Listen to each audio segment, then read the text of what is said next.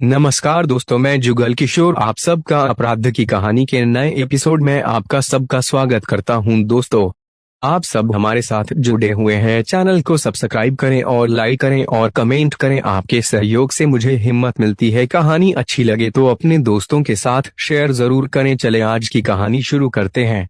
सुर्ख जोड़े में सजी नई नवेली दुल्हन सुलेखा दोस्त जैसे पति रविवार राउत को पाकर बहुत खुश थी।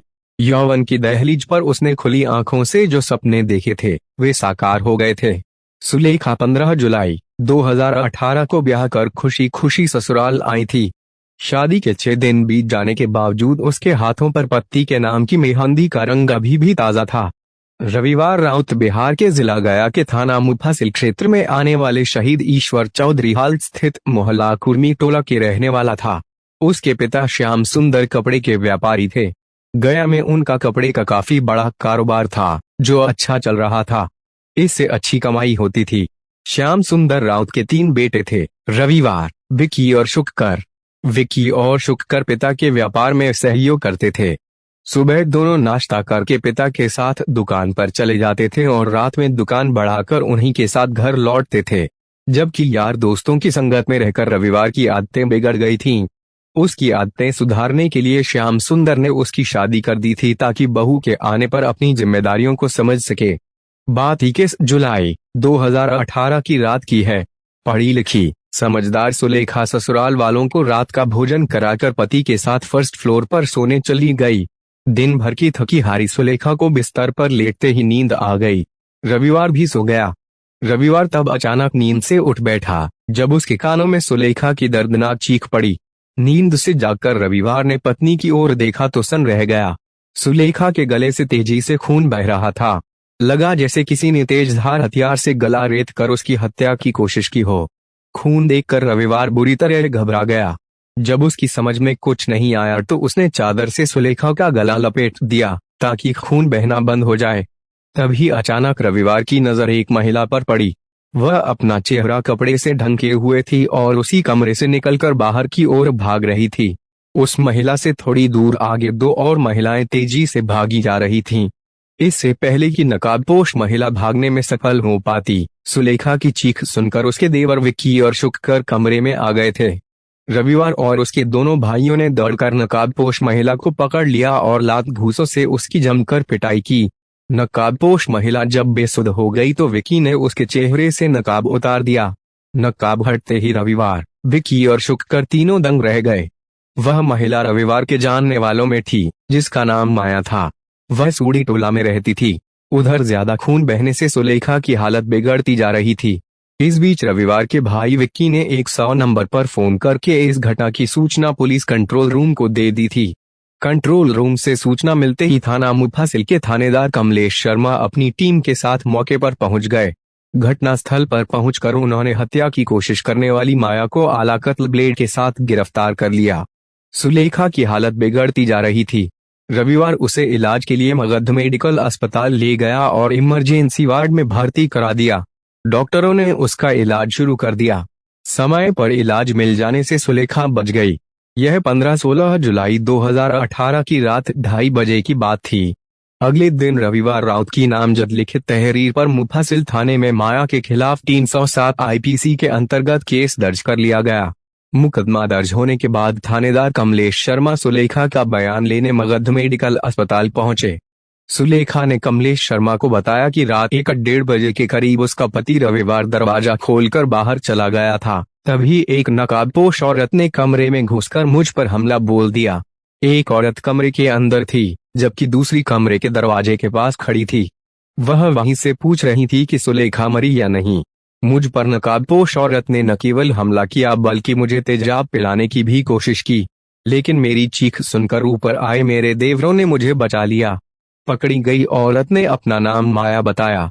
जांच अधिकारी ने जब उससे हमले की वजह पूछी तो वह वजह बताने में असमर्थ रही। वह खुद हैरान थी कि माया ने उसकी हत्या करने का प्रयास क्यों किया, जबकि वे उसे जानती तक नहीं थी। सुलेखा की बात सुनकर एसओ कमलेश शर्मा हैरान रह गए। कमलेश शर्मा को सुलेखा के बयान ने परेशानी में डाल दिया था। इसका जवाब सिर्फ माया ही दे सकती थी या फिर सुलेखा का पति रविवार राउत। माया महिला थाने के हवालात में बंद थी।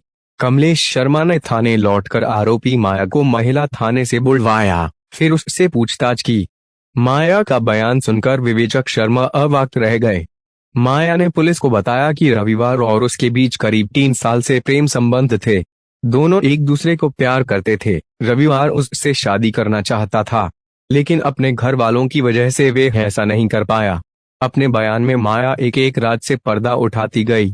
माया के बयान से इस मामले में एक दिलचस्प मोड़ आ गया। उसके बयान पर विश्वास करके पुलिस जब रविवार से पूछताछ करने मगध मेडिकल अस्पताल पहुंची तो रविवार वहां नहीं था।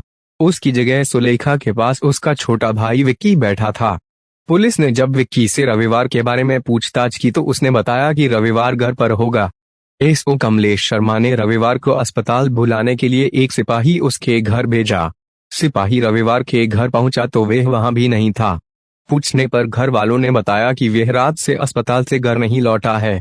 सिपाही ने लौटकर यह बात एसओ को बता दी। कमलेश शर्मा सोच में पड़ गए कि जब रविवार न अस्पताल में है और न ही घर पर, तो वे कहाँ गया? इसका मतलब वह फरार हो चुका था। निसंदेह पत्नी की हत्या के प्रयास के पीछे उसका भी हाथ था। उसके फरार होने से यह बात साफ हो गई कि माया ने जो बयान दिया था वह सच था। अब इस गुत्थी को सुलझाने के लिए रविवार की गिरफ्तारी जरूरी थी। हकीकत जानने के लिए पुलिस ने रविवार के मोबाइल फोन की कॉल डिटेल्स निकलवाई। कॉल डिटेल से पता चला कि रविवार और माया के बीच बातें होती रहती थीं। घटना वाले दिन भी रविवार और माया के बीच काफी देर तक बात हुई थी। इस डिटेल से पुलिस इस नतीजे पर पहुंची कि रविवार ने अपनी प्रेमिका माया के साथ मिलकर पत्नी की हत्या का षड्यंत्र रचा था, लेकिन वह अपने मकसद में कामयाब नहीं हो पाया था। बहरहाल सुलेखा ठीक होकर अस्पताल से घर आ गई, लेकिन तमाम कोशिशों के बाद भी रविवार पुलिस के हथे नहीं चढ़ा। इस बीच पुलिस ने माया को अदालत में पेश करके जेल भेज दिया था। आखिरकार घटना के 1 महीने बाद रविवार उस वक्त पुलिस के हथे चढ़ गया जब वे गया रेलवे स्टेशन से कहीं भागने के लिए ट्रेन के इंतजार में वेटिंग रूम में बैठा था। पुलिस रविवार को गिरफ्तार करके थाने ले आई और सुलेखा की हत्या की योजना जानने के लिए उससे पूछताछ की। चाहकर भी रविवार हकीकत को छिपा नहीं सका। उसने पुलिस के सामने सच उगल दिया। पूछताछ में रविवार ने अपनी और माया की प्रेम कहानी सिलसिलेवार बतानी शुरू की। माया मुफस्सिल थाना क्षेत्र के सूड़ी टोला की रहने वाली थी। वह शादीशुदा और 3 बच्चों की मां थी। उसका पति मनोहर बाहर रहकर नौकरी करता था। वह 6 महीने या साल भर में एक आध बार ही घर आकर कुछ दिन बिता पाता था। माया भले ही 3 बच्चों की मां थी, लेकिन उसका शारीरिक आकर्षण खत्म नहीं हुआ था। उसका कसा हुआ शरीर और गोरा रंग पुरुषों को आकर्षित करने के लिए काफी था। सज संवर कर माया जब घर से बाहर निकलती थी तो अनचाहे में लोगों की नजरें उसकी ओर उठ ही जाती थीं। कभी कभी रविवार माया के घर के सामने से होकर घाट बाजार स्थित अपनी दुकान पर जाया करता था। 1-2 बार का आमना सामना हुआ तो दोनों की नजरें टकरा गईं। धीरे धीरे दोनों एक दूसरे की ओर आकर्षित होने लगे। जल्दी ही वह समय भी आ गया जब दोनों ने आकर्षण को प्यार का नाम दे दिया। इस प्यार को शारीरिक संबंधों में बदलते देर नहीं लगी। इसकी एक वजह यह भी थी कि माया का पति परदेश में था और वह शारीरिक रूप से प्यार की प्यासी थी। धीरे धीरे रविवार और माया के प्यार के चर्चे पूरे सूड़ी टोला में होने लगे। रविवार घर से दुकान पर जाने की कहकर निकलता और पहुंच जाता माया के पास। जब तक वह दुकान पर पहुंचता तब तक उसके दोनों भाई विक्की और शुक्कर दुकान पर पहुंचकर पिता के साथ काम में लग जाते। रविवार देर से पहुंचता तो पिता श्याम सुंदर राउत उससे देर से आने की वजह पूछते, लेकिन वह चुप्पी साध लेता था। इससे श्याम सुंदर और भी परेशान हो जाते थे। उनकी समझ में नहीं आ रहा था कि रविवार को आखिर हो क्या गया। उन्होंने उसके देर से आने का रहस्य पता लगाने का फैसला किया। आखिरकार श्याम सुंदर ने जल्द ही सच का पता लगा लिया। पता चला उनका बड़ा बेटा रविवार एक शादीशुदा और 3 बच्चों की मां माया के प्रेम जाल में फंसा है। बेटे की सच्चाई जानकर वह परेशान हो गए। उन्होंने रविवार को माया से दूर रखने के बारे में सोचना शुरू किया। सोच विचार कर वह इस नतीजे पर पहुंचे कि रविवार की शादी कर दी जाए तो वह माया को भूल जाएगा। उन्होंने रविवार की शादी की बात चलाई तो बात बन गई। फलस्वरूप सुलेखा से रविवार का रिश्ता तय हो गया। रिश्ता तय हो जाने के बाद रविवार जब कभी माया के घर के सामने से गुजरता तो उससे नजरें मिलाने की बजाय चुपचाप निकल जाता। रविवार में अचानक आए बदलाव से माया परेशान हो गई। उसकी समझ में नहीं आ रहा था कि अचानक रविवार को क्या हो गया जो उसने मुंह फेर लिया। माया से रविवार की जुदाई बर्दाश्त नहीं हो पा रही थी। एक दिन वे रविवार का रास्ता रोककर उसे अपने घर ले आई। फिर उसने रविवार से पूछा, तुम्हें अचानक ऐसा क्या हो गया जो मुझसे मुंह फेर लिया? नहीं, ऐसी कोई बात नहीं है माया, रविवार ने सहज भाव से कहा। ऐसी कोई बात नहीं है तो अचानक मुझसे मुंह क्यों मोड़ लिया? माया, अब हमारा मिलना संभव नहीं है, रविवार ने नजरें झुकाकर कहा। क्यों संभव नहीं है हमारा मिलना? मैं तुमसे कितना प्यार करती हूँ, जानते तो हो। फिर हमारा मिलना क्यों नहीं संभव है? क्योंकि मेरे घर वालों ने मेरी शादी करने का फैसला कर लिया है। रविवार का जवाब सुनकर माया के होश उड़ गए। माथे पर हाथ रखकर वह बिस्तर पर जा बैठी। कुछ देर दोनों के बीच खामोशी छाई रही। उस खामोशी को माया ने ही तोड़ा। आखिर क्या समझ रखा है तुमने मुझे? मैं कोई खिलौना नहीं हूं कि जब चाहा खेला और जब चाहा छोड़ दिया। मेरी जिंदगी बर्बाद करके तुम किसी और के साथ शादी रचाओगे? तुमने यह कैसे सोच लिया कि मैं ऐसा होने दूंगी? मेरे जीते जी ऐसा हरगिज नहीं हो सकता। मेरी बात समझने की कोशिश करो। माया के सामने रविवार हाथ जोड़कर गिड़गिड़ाने लगा। मैं घर वालों के सामने बेबस हूँ, मुझे उनके सामने झुकना ही पड़ा। रविवार ने माया को समझाने की कोशिश की। तुम तो जानती हो मैं भी तुमसे कितना प्यार करता हूँ। तुम्हारे बिना जीने की कल्पना तक नहीं कर सकता। मैं कुछ नहीं सुनना चाहती। तुम्हें जो भी करना हो करो, लेकिन मैं तुम्हारी शादी नहीं होने दूंगी, माया ने रविवार को धमकाया। रविवार माया को काफी देर तक समझाता रहा, लेकिन माया ने रविवार की शादी की बात स्वीकार नहीं की। उसने खुलकर धमकी दी कि अगर उसने किसी और से शादी की तो इसका अंजाम उसे भुगतना पड़ेगा। उस दिन के बाद से रविवार ने न तो माया से बात की और न ही मिला। माया ने सपने में भी नहीं सोचा था कि रविवार उसे धोखा देगा और किसी दूसरी लड़की से शादी रचा लेगा। उसकी बेवफाई से माया घायल नागिन सी बन गई। उसके सीने में बदले की आग धधकने लगी। यह मई 2018 की बात थी। माया रविवार से बदला लेने के लिए भले ही घायल नागिन बन गई थी, लेकिन उसकी जुदाई में उससे कहीं ज्यादा तड़प रही थी। रविवार भी माया से मिलने के लिए विरह की आग में जल रहा था। अंततः उससे रहा नहीं गया और 1 महीने बाद वह माया के पास लौट आया। सारे गिले शिकवे भुलाकर माया ने उसे प्यार के आंचल में छिपा लिया ताकि उनके प्यार को जमाने की नजर न लग जाए। रविवार ने माया से कहा कि माँ बाप की खुशी के लिए वह सुलेखा से शादी तो जरूर करेगा, लेकिन उसे कभी पत्नी का दर्जा नहीं देगा और मौका मिलते ही उसे सदा के लिए अपने रास्ते से हटा देगा। रविवार की बात पर माया ने सहमति जता दी। रविवार की शादी के बाद सुलेखा को रास्ते से हटाने के लिए माया शादी से पहले ही योजना बनाने में जुट गई।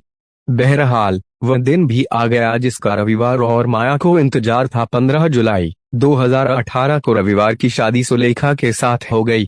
सुलेखा मायके से विदा होकर ससुराल आ गई। दूसरी ओर माया का आना जाना बंद हो जाने से ईर्ष्या की आग में जल रही थी। रविवार भले ही माया के पास नहीं जा रहा था, लेकिन फोन से दोनों की अक्सर बातें हो जाती थीं। माया उसे बार बार उसका वादा याद दिलाती रहती थी।